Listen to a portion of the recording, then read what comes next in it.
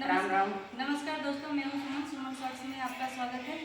नवरात्रि आ गई है, इसलिए आप लोगों के लिए माता जी का गीत लेके आए हैं हम लोग। तो चलिए, तो अभी आप लोगों के लिए माता जी का गीत सुनाते हैं, ठीक है। गजब कई दिहलू ये मैया, गजब कई दिहलू ये मैया, अरे काली काली लटकी तरवलू, गजब कई दिहलू ये मैया, काली काली लटकी तरवलू, गजब कई दिहलू ये मैया। मैया के माथे में बड़ा बड़ा केतिया, मैया के माथे में बड़ा बड़ा केतिया, केतिया में गजरा लगावलू, गजब कई दिहलू ये मैया, अरे केतिया में गजरा लगावलू, गजब कई दिहलू ये मैया,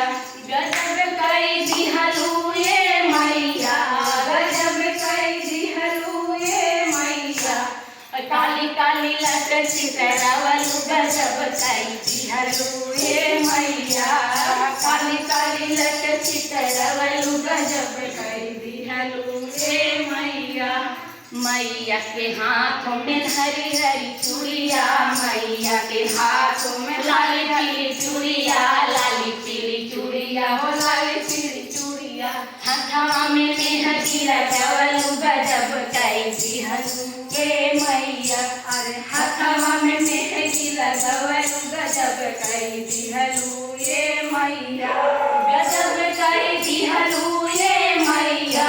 गजब कई दिहलू ये मैया, अरे काली काली लटकी तरवलू, गजब कई दिहलू ये मैया।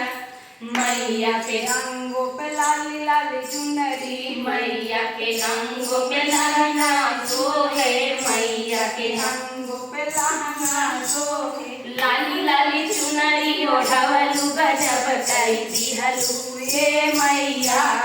लाली लाली चुनरी ओढ़वलू, गजब कई दिहलू ये मैया,